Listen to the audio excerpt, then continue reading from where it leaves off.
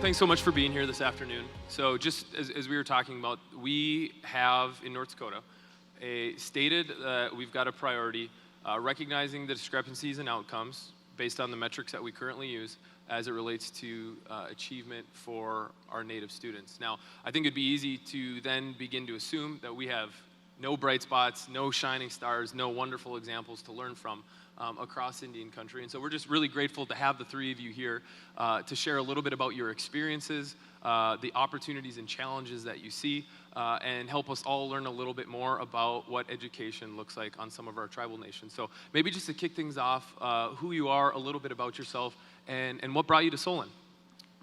My name is Justin Fryer. I'm the school superintendent in Solen Public School District located on the Standing Rock Nation. Originally from Siston, South Dakota, so been a part of the reservation for the better part of my life. I've always had a passion to work with Native American students and make a difference in their lives. So that's kind of how I ended up at Solen. I'd spent some time in South Dakota, went down to Arizona, worked with some ELL students, and then eventually found my way up to Solen. And we've really focused on, as Levi mentioned, closing the achievement gap. So that's a little bit about myself. Yeah, my name's Jenna Feldman. I'm the high school principal at Solen. So I made my way out to Solen, it will be 5 years ago, 6, yep. Out of college, just kind of looking for a teaching job and fell into one, I would say. I wasn't searching for it, but I'm glad it found me. And our previous administrator, who did a great job with our school improvement push, kind of led a path for me, or created a path for me to kind of step in and kind of continue those efforts to improve achievement there. My name is Casey Fasthorse. I'm the technology coordinator with the Solen School District. I feel pretty privileged to actually be working for the Solen School District because I was actually a previous student with the Solen High School, and I graduated in 2011 as valedictorian in my class.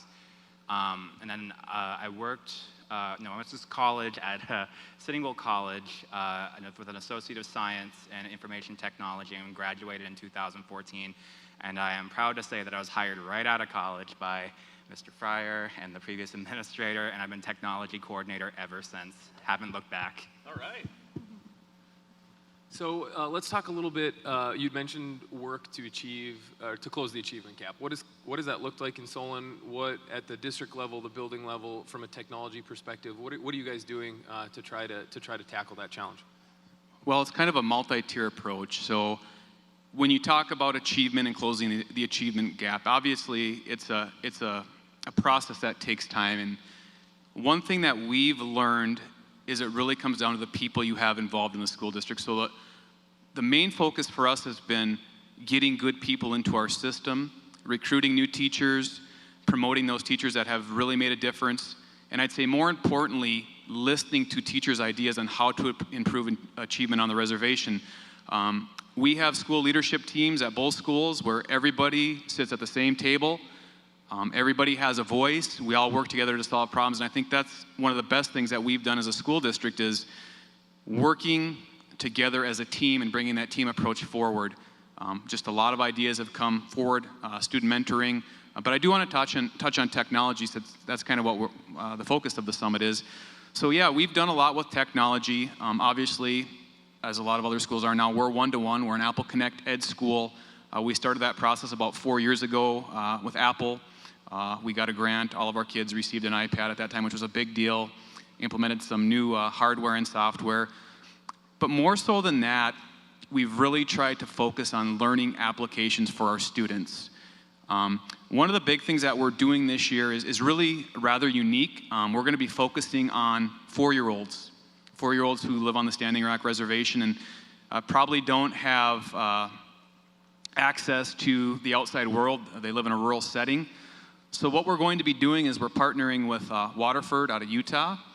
And we actually just had our sign up last night at Sitting Bull College, and I believe we have 7 families sign up for the program. So what this will do is all of these students will receive at their home an individual Chromebook. Internet will be installed via satellite since we're so rural. But more importantly than that is the kids will be supplied with real world applications or problem solving skills. So in essence, what we're really trying to do is make sure that when our students come to kindergarten, they're ready for kindergarten. So we're backtracking all the way to kids before they enter school, before they enter our school system, to make sure that they're ready when they get there. So we're really excited to see how that program works. Other things we're doing at the high school, DECA. We implemented the DECA program this year. I know that was a very big thing for our kids, exposing them to leadership, business, entrepreneurship, things like that. So that's been a really, really unique thing. Technology applications, maybe you want to touch on that more. I always turn to Casey. He can kind of explain what we're doing with individual learning applications for our kids throughout the school district. So a lot of the things that we're doing in our school district often kind of falls to applied projects, because we provide each of our students with iPads, and that enables them the ability to have an iPad as like their personalized one-to-one classroom companion. And really, that since more and more schools are kind of going one-to-one, that's something that we kind of increasingly take for granted. But it's important to remember that within our school district, that is an opportunity that a lot of our students don't really have. So the fact that each of our students has an iPad is something that we are very proud to say that is something they can just have in every classroom and take with them through all of their subjects. So when we talk about like what the students are doing on their iPads, I mean, we have our teachers who will take apps that are just right off the shelf on the App Store, and they will forge together like an application or a project together. Like one very interesting one that I can think of off the top of my head is that we have a teacher, her name is Deb Roberts, she teaches 3rd grade. She had our students take an aging app, and I think we all know the one that kind of makes you look like an old man. That's one of my, I think we all have a lot of fun with that app. And what she does with that app is she has the kids age themselves up with a selfie, and she has them write about what they're going to be doing in 100 years. And it's such a simple application, but it's something that in the classroom, the student can demonstrate like reasoning skills, they can write reports, and it allows them to put something together with that photograph and kind of display and say, hey, I made this, and I did it with the help of my iPad. So that's one example. Another example I can think of is that we integrate on the high school level Microsoft Teams, and we make sure that every student has like a virtual learning space. And again, this might be something that other schools have implemented before, but the important thing to remember is that we feel very proud that we can give this to our students on the Standing Rock Sioux Reservation, where they normally do not have access to this kind of thing outside of the school space. So the fact that we can give them that, quite frankly, I mean, I feel very lucky. But I guess I shouldn't say that we're lucky, because really we worked pretty darn hard in order to get our students these iPads.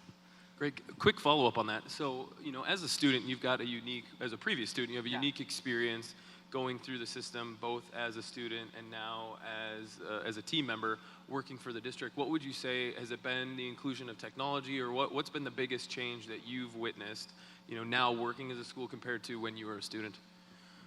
Well, when I was a student with the Solen School District, like leading up to 2011, I mean, I would say that the hardware, the technology that we had in place, there were some very interesting applications that I saw in the past. I mean, we were once a NASA Explorer school, and I got to witness, one of our teachers, his name is Todd Hansen, he got the opportunity to actually go on a little NASA trip, and he would get to beam back up to us like experiments that he would do with NASA. So Solen High School has been doing a lot of technology related things, but getting that technology in the classroom where the students can actually use it. I mean, beforehand, we really had been just using like a computer labs and your standard issue computer lab where a student would have to leave their desk and go to the computer, and that would be kind of separated from what they were doing like in the classroom. So the fact that now we are doing like a one-to-one iPad situation with our students has been kind of interesting. We implemented that, like Mr. Fryer said, back in 2014. And seeing it grow into what it is now has, I mean, quite honestly, I'm very, very proud to be involved in that. I mean, just to see like how different it is from when I went to school to how it is now. I think these students have every opportunity available to them, and we're going to continue to give them those opportunities. Great. Love to hear you talk about the pride that you feel seeing that what's offered to students today. Let's dive into that a little bit, because I think it's easy when we talk about the achievement gap and the disparities that we're seeing as it relates to our native and non-native students, to think that all tribal schools are low performing, that there aren't amazing students in all of those schools. So to kind of continue on that theme, talk to us a little bit about either some bright spots, what you're especially proud of, because we need to both recognize that we have an obligation to better focus our energy and conversations around tribal youth, but we can't assume that just because we have some lagging indicators that there aren't amazing things happening. So just what comes to mind? Well, I mean, I think what we take the most pride in is our graduation rate, how that's substantially improved over the past 3 years, and that can be attributed to a couple things. I think number one, as I touched on before, the staff that we've been able to recruit and retain have been a big part of that. But when you look a little deeper, I think we've really focused on a mentoring program with our students, and in my opinion, it really comes down to building that relationship with the students and their parents. And I know for people who may not be from the reservation, this may seem difficult, but if you really open up to that and learn their culture and work with them, they're more than willing to meet you halfway and help the student move forward. And then the other part of that, I think, is what we've done with our trimester schedule. And by that, I mean giving the students multiple opportunities to obtain credits for graduation. So say we have a kid who's in freshman English and they fail that class, how do we work with that student? We're able to give them another chance to retake that class, so they're not taking that class, only have four opportunities to take that class. Now they may have 6 opportunities, you know what I mean? So just giving them more chances to be successful. And what we see is once we're able to establish in the student's mind that they indeed can be successful in school, that we really see them just rise to the occasion and move forward with us. So a lot of it is just really working with the families and the kids and helping them be successful, because I think in every parent's heart, they want their child to be successful, and I think our students want to please their parents. So it's just really helping the parents understand as a school district, what we're striving to do, and just working with them. That's really been a big part of it. Yeah, just to add to that a little bit, I think one of the things I'm most proud of, we just recently, this last year, completed our first year working with United Tribes Technical College, and so we've been able to offer dual credit classes to our students online, and so that's something that they complete during the school day, and it's amazing just watching them complete something that they had no idea was possible for them to even complete, but they had all of us to cheer them on and support them and kind of give them an idea of what to expect at the next level, because that's where we're sending them, and we want them ready to go.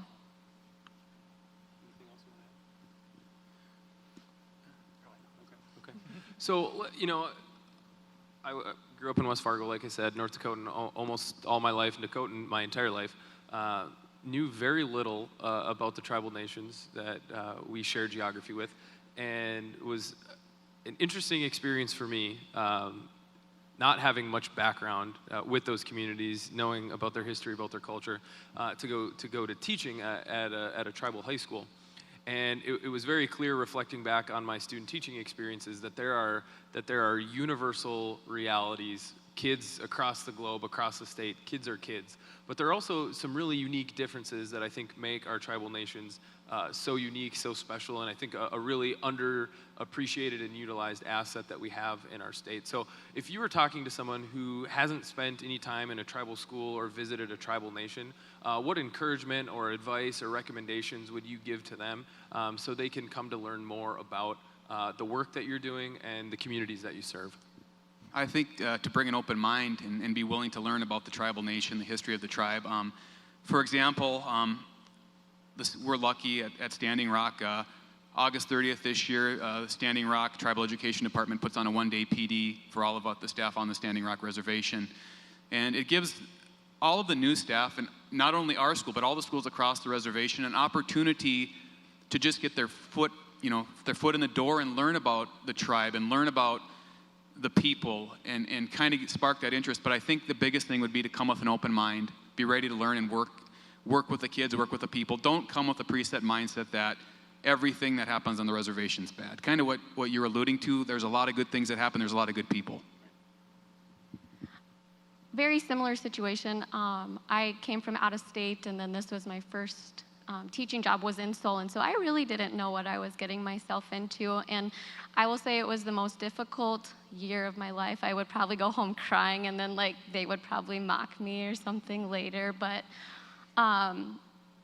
looking back, it was a lot of dedication and hard work that I'm thankful I had good people surrounding me, but then I have created such strong relationships with these kids that it was worth every minute of it, because now I'm like the first person a lot of these kids will turn to, or like they'll give me crap, and I'm just like, hi, welcome back to school, I'm so glad you're here, and they want to be there. And so it's challenging, but it's so rewarding once you earn their respect, because they will love you so much. Speaking as someone who has grown up on the reservation myself, because I was born and raised on the Standing Rock Sioux Reservation. I mean, my classmates growing up, they've probably seen some things on the reservation that probably not many other students or children have seen off of the reservation. But when you get down to the end of the day, they are just, they are kids just like every other kid, and you need to give them the love and respect that they deserve. And when you get right down to it, I mean, you might show up and you might hear stories about like what these students have done or what they get up to outside of school. But once they show up, I mean, they are very willing to show them that dedication as long as you show them an open mind. And I have seen students that, you know, they would have like a reputation unto themselves, and well, you say hi to them, they say hi back, and they're perfectly personable.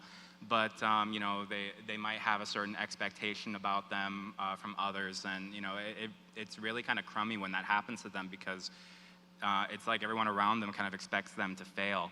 So by showing this open mind to like all of your students, and especially the students in the Standing Rock Sioux Reservation, I mean, they are capable of some great things. And a lot of my own classmates in the class of 2011 of Solen High School have gone on to do some great things as well. I mean, not to toot my own horn here, but Toot away. But also, I do know that you know, one of my classmates, his name is Jay Martin. He has gotten into construction. I know that he has worked for our high school or our school district numerous times. And Kendrick Eagle, I don't know the exact name of the organization that he works for, but he does do things in regards to encouraging cultural relations with different school districts, and he does come by our school district every so often to kind of like manage events. So I mean, we're seeing that level of success, and I do see that level of success with the students that I have seen graduate in the past 5 years that I worked at Solen High School. So really, it's all about giving our students the right opportunity that they need. Great. Just so many exciting things to talk about. As we look ahead to the next school year, which is right around the corner, what are you personally looking forward to most? You know, I think what I'm looking forward to most is just, number one, we're building a new school, so I think getting our elementary kids into a new school, that'll be really unique. We haven't had a new elementary school in roughly 80 years, so that'll be a big deal. It's slated to be completed here in March, so that'll be a whole unique experience for our teachers and students. But just the plans that we put in place this school year and seeing how they come together with all of our staff members, so that's kind of what I'm looking forward to. I'm excited to have more people in the building. It's been kind of a quiet summer, so I'm ready to have some friends back in the building, but we're also taking some big steps with some different opportunities. We have the FSCS grant, so we're looking to improve our community relations and bring in some wraparound services, and then we're also, we feel like we're at a point where we need to put more attention into our social emotional learning, and we have some people who are really excited to start that process. So lots of new change, but we're looking forward to it. With the Solen School District, I mean, honestly, when I come back to school every single year, I just really love coming back and having that unique opportunity where I get to use my personal interests and messing around with computers in order to help every teacher get ready to teach their students, and to provide that level of technology to all of these students who might not otherwise get that opportunity. I grew up being able to have access to a computer, and I really wish to give that opportunity back to the kids, and I think I more than exceeded that goal, being able to give every student an iPad. Yeah, great. So last question here. We're talking about culture. You had mentioned increasing some cultural exchange opportunities for students on and off the reservation. If we're talking about understanding more about the unique history, geography, culture, language, food, all of that makes our tribal nations what they are. If you had to give one piece of advice, or what's one thing that you would recommend to a North Dakotan to learn a little bit more about Standing Rock? I know the governor mentioned going to powwows earlier this summer. What's one thing that we can all take away from here to learn a little bit more about the place that you all call home? You took my answer with the powwow. Yeah. So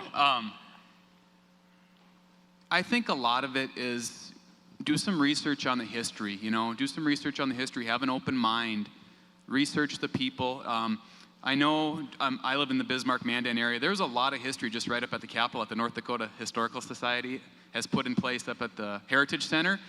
I actually just went up there the other day with my son, and I was actually amazed at going through there and looking at the things, and I think that was it's a really nice place to learn a little bit if you're starting out. My son said, well, do you know a lot of the people up on the pictures? And actually did know some of the more current ones, which I was actually proud about, but I think that's a kind of a unique place to dive into it. I was going to say, you definitely stole all of our answer, probably. But I think it's extremely rewarding to watch our kids participate in their own culture, too. We have some students who are really involved in the dance and the drum groups and stuff like that. And so it's exciting to see them love their own culture, too. I would say take the opportunity to visit just different locations on the Standing Rock Sioux Reservation. And if I had to give you one recommendation, don't just visit our own school, of course, because we'd always be happy to kind of give you a bit of background. Another location I would probably name would be Sitting Bull College, because they have like a lot of really good information about like the different cultures and the different indigenous people who live there. It's really interesting stuff, and they have plenty of resources about like learning bits of the language and one